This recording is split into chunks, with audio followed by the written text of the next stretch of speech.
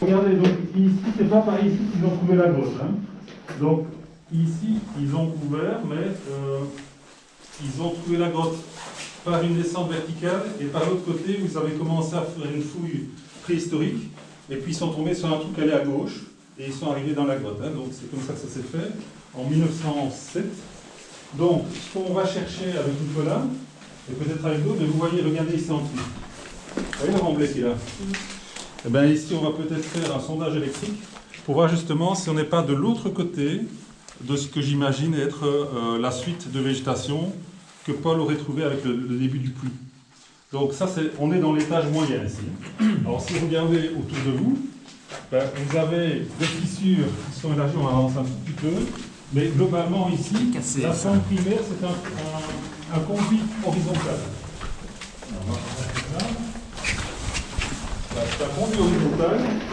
Donc, il faut vous dire que ces fissures-ci, dans l'histoire de la grotte, sont plus récentes que le passage qui est là. Okay. Voilà. Ces fissures-ci, elles se forment quand la première grotte est dénoyée, quand les vallées se creusent et que l'eau vient, comme tout ce qu'on entend toujours, de l'eau qui vient de la surface vers la profondeur. Mais avant ça, les grottes se creusent aussi.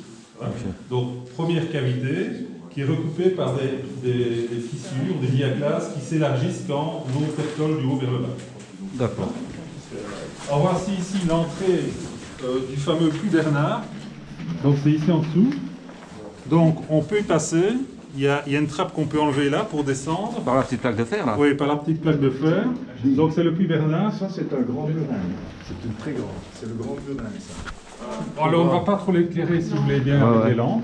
Et donc voilà, vous voyez de nouveau une fissure comme ceci. Et c'est une fissure un peu dans cet axe-ci que vous êtes en train de dégager à l'autre grotte. D'accord. Donc c'est le même système. Ok. Regardez ici. Vous voyez que malheureusement cette grotte elle a été aménagée pour le tourisme. Elle a été aménagée pour le tourisme au début du XXe siècle. Et regardez ici, vous vous demandez dans quelle mesure, quand ils ont trouvé la grotte, il n'y avait pas encore un plancher stalagmitique avec du remplissage qui a été enlevé, parce qu'ici, vous voyez bien que la grotte a été colmatée, ce qui est logique. Vous avez une grotte qui se forme... Non, là non. Vous avez une grotte qui se met en profondeur, qui est bien vide, qui est bien lisse. Elle arrive près de la surface, où il y a de l'eau d'infiltration qui vient, qui amène de la boue. Donc les grottes anciennes, les grottes profondes sont remplies, et dessus, alors, vous pouvez avoir des planchers qui se mettent en place. Ok. Ça va ? Donc il faut bien vous dire que quand vous êtes dans ce que j'appelle moi un système karstique, ce sont des vides qui n'ont pas les mêmes âges, mais qui ont fini par se rejoindre, par s'alimenter l'un l'autre, ou par se détruire l'un l'autre, ou pour se compléter l'un l'autre. Hein, d'accord. Donc c'est toute une étude à faire. Et ça vous explique aussi pourquoi, parfois vous avez tout d'un coup, ici c'est très large, et puis ça se rebouche, et puis vous avez un petit passage. Pourquoi? Parce que quand c'était plus en profondeur, ça circulait bien, il n'y avait pas de remplissage, puis quand ça s'est rempli et que l'eau a coulé moins, il y a eu moins de crasses qui ont été évacuées, et donc l'érosion s'est faite sur le reste. Ok, ouais, d'accord. Et donc vous pouvez avoir des petits vides sur des grands vides. Et les petits vides ne sont pas les premiers, mais les derniers. Quand ça finit par se colmater, en fait. D'accord. Et ça, en fait, c'est un peu comme un satan. Ouais. C'est la même chose. Ok, d'accord. Alors ça sont des pièces qu'ils ont mises pour... Ah ben il y a quelqu'un qui a enlevé le... Voilà, ce sont les fossiles qu'on trouve dans le calcaire viséen, donc dans lequel on est. Voilà, donc c'est dans cette masse-ci qu'on retrouve ces récifs.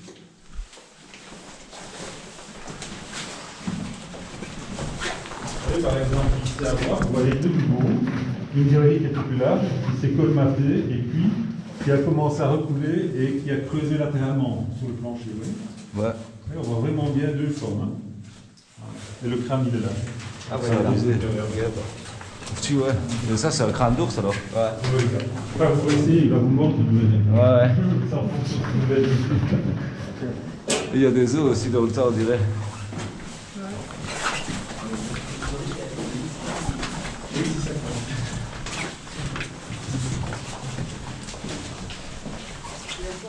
arrive dans le puits qui va nous permettre de passer de l'étage moyen à l'étage supérieur. Magnifique là-haut. Et vous voyez bien que le conduit principal moyen continue encore par là. Et ce serait vraiment, je vous le dis maintenant, mais bon, tellement de choses à faire, ce serait vraiment intéressant de dégager tout ceci pour voir comment ça continue, comment ça s'arrête. Parce que là, à l'époque, on a fait de la science dans un but biologique, mais castologiquement parlant, on n'aurait jamais permis la construction de ceci. Archéologiquement, ben voilà, ici, un remplissage qui vient de la surface, hein, donc n'oubliez pas qu'ils sont descendus par le bas, et vous avez encore ici des restes de blocs mélangés à de l'argile qui viennent de la surface. Ça n'a pas été fouillé, ça pourrait être un jour fouillé, pour autant qu'on ait un intérêt direct à le faire, mais ceci pourrait être analysé pour voir ce qu'il y a dedans. Pourquoi ? Parce que comme ça vient de la surface, on peut retrouver des ossements, on peut retrouver des silex et autres, mais bon, ils ont déjà fouillé pas mal, et le but, c'est peut-être pas tout arracher maintenant. Hein, Ouais, à fond, on dirait ouais, qu'il y en a des os là. Il y a suffisamment à faire déjà. Et je pense C'est des ours. trouver un ossement là. Regardez. Bah, on dirait, ouais. On dirait un là. ossement là, vous voyez ? Là. Et même gros. une mâchoire à gauche.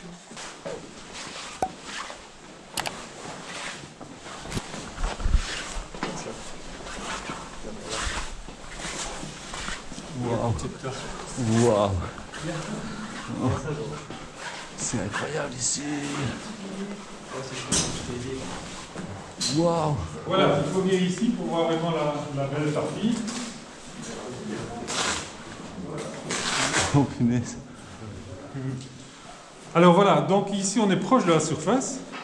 Donc la grotte est en train de se démanteler puisque c'est la gravité qui va conduire la suite. Les concrétions qui vont venir reboucher, avec en plus pour nous les vibrations dues à la carrière qui ont abîmé pas mal de choses, puisque ça vous explique pourquoi vous avez des... là on a mis du plâtre, vous voyez, pour voir si les vibrations n'abîment pas la carrière, mais ces fractures-là sont dues à la détente du massif lié aux carrières. Vous voyez, ça c'est malheureusement l'impact de cette carrière qui va peut-être arrêter de travailler dans quelques années. C'est le tir qui déplace ça quoi.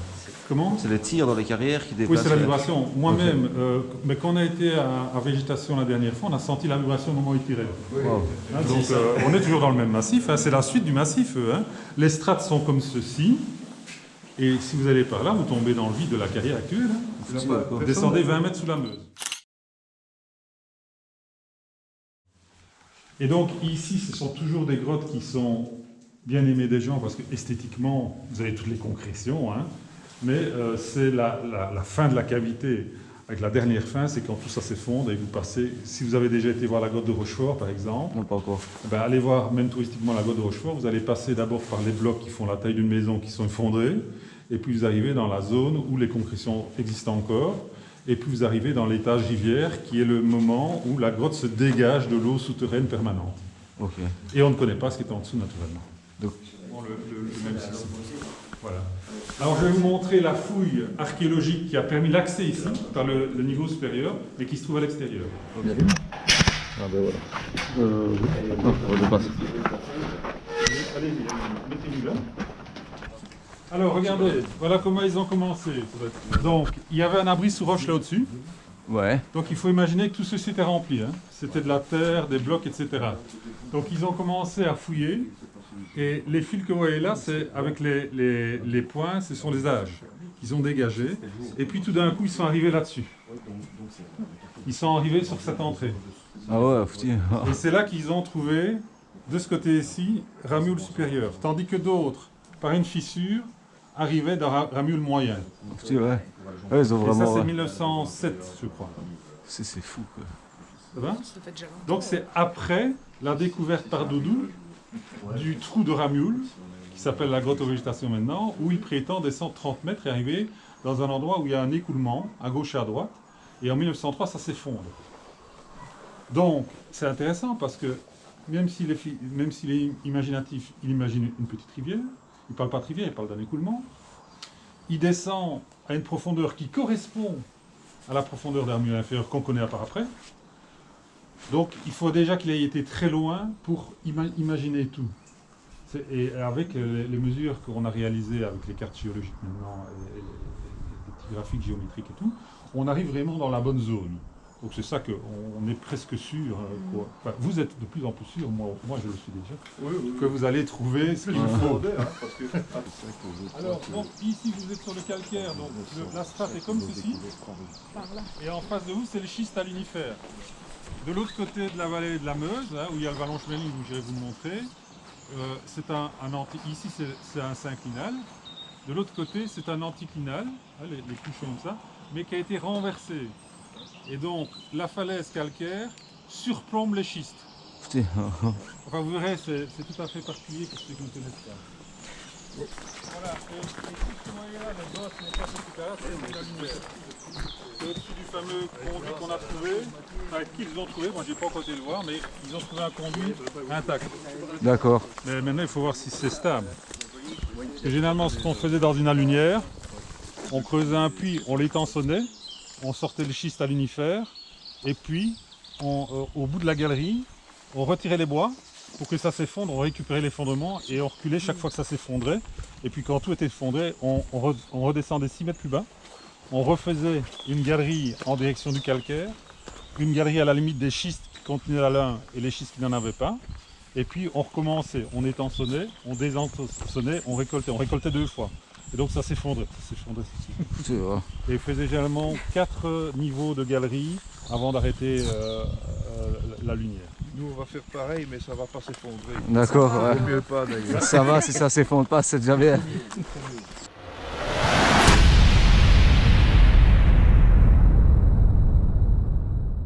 Donc là on est sur le préhistocide de Ramioles et on est sur le chantier qui se trouve là dans la faille.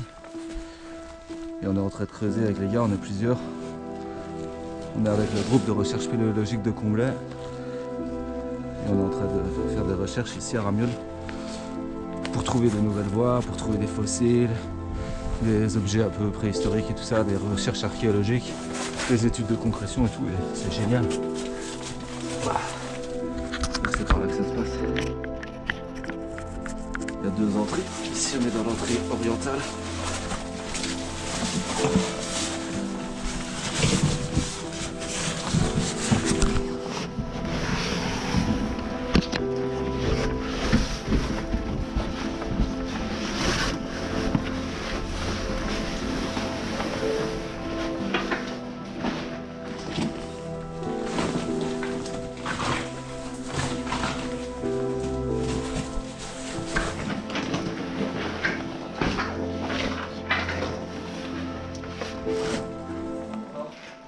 Hop.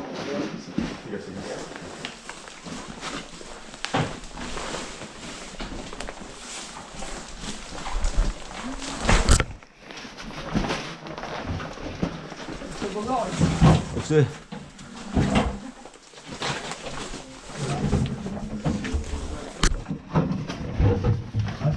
C'est ici le chantier.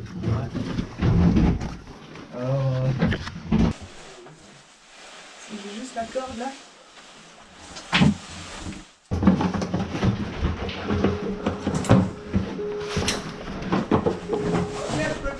Ouais.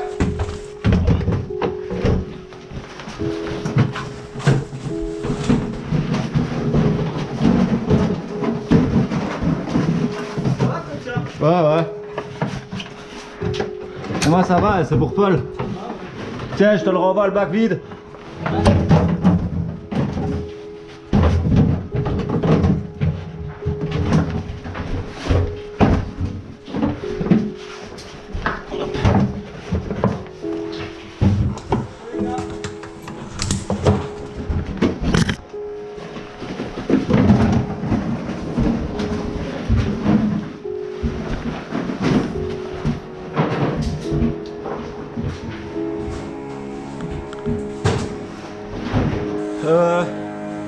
C'est 10, hein?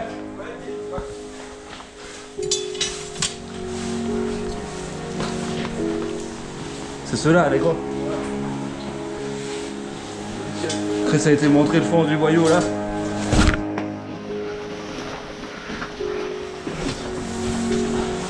Ouais, ça se passe en bas.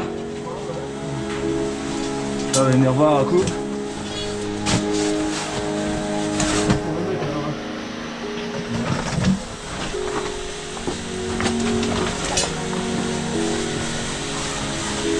Quoi, vous faites des soudures des fois sous terre?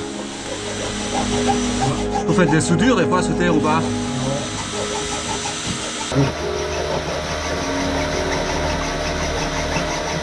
Le Patrick là qui s'était volatilisé, est-ce qu'il est là? Je suis là. Patrick, Ouais. tu veux maçonner? Ouais, ça dépend c'est quoi? Bah, ça dépend. C'est des pierres quoi. Ah. J'ai maçonné moi. C'est pas un beau carrelage qu'on te demande. Je vais pas faire une salle de bain, dommage. Je suis déçu un peu. Ouais.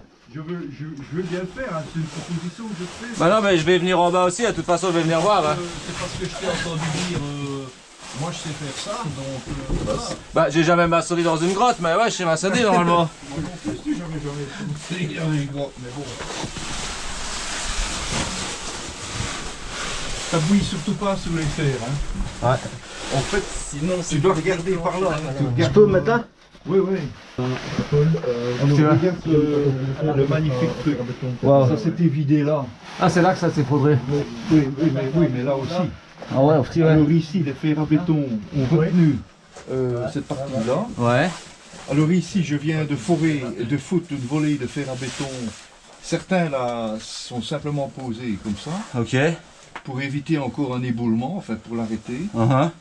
Et le truc, si tu veux, c'est de... Comme on a très peu de mortier, il faut pas le gaspiller. Ouais, il faut aller à l'essentiel. Il faut réussir notre coup, quoi. Ok. Il faut pas le déjeter. Donc, je vais dire une première pierre. Ouais, il faudrait Les pierres, il y en a assez ici. Ouais, ouais. Je les choisis. Regarde une première pierre, par exemple, ici. Oui, je crois qu'il y a que ça, quoi. Ça bouge, hein. Ouais. Bien fait. Hein, mais justement, c'est ça qui dit qu'il faut aller à l'essentiel. Voilà l'essentiel, c'est ça? Ouais, il va falloir C'est consolider le ça. principal qu'avec ça, quoi. Voilà, tu vois. Ouais, ouais, faut. Il faut mettre des Si pieds c'est trop liquide, et puis ça n'ira pas, taper du mortier pour consolider comme on peut. Ouais. Je dis bien comme on peut. En commençant par le bas. Hein, Ouais.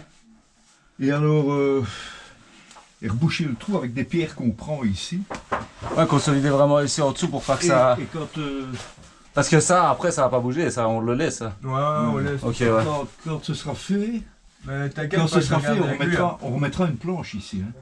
Une troisième En plus planche. dessus, ouais. On va scier et on va mettre une planche comme ça ici. Donc moi, mon but, c'est que ça, ici, ça soit complètement stable, quoi. Ouais, mais Paul, Le je problème, regarde- c'est qu'il aurait fallu enlever des toutes petites pierres là et mettre une grosse pour faire une base solide. je vais regarder avec toi. Je viens d'enlever une grosse. Fixe, ouais.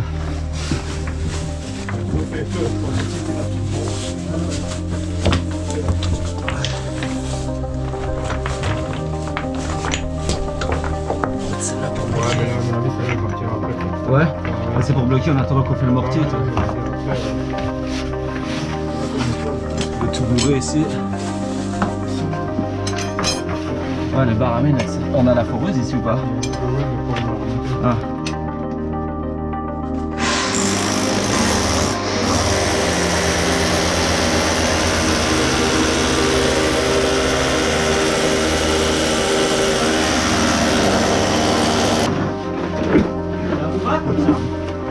Ah, c'est bien. C'est mieux déjà. Ah.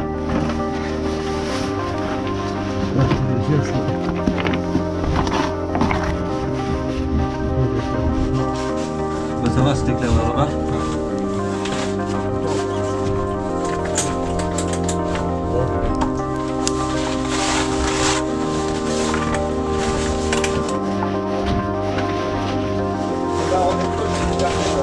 C'est un peu des 10, hein.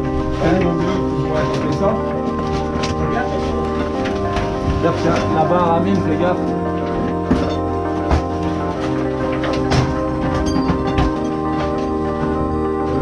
Nickel.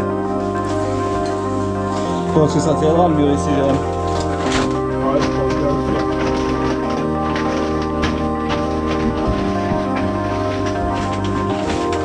Quoi, on monte là?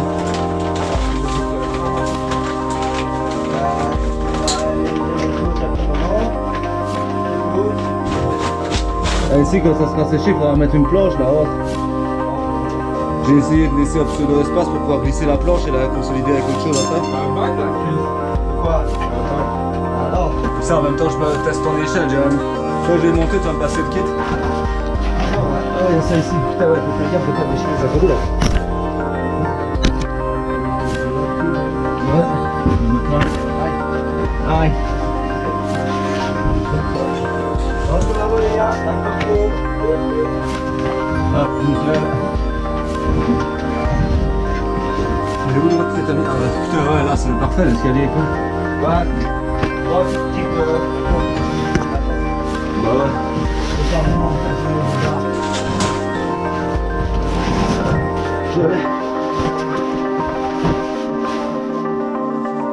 Bon, on remonte ça aussi. Là,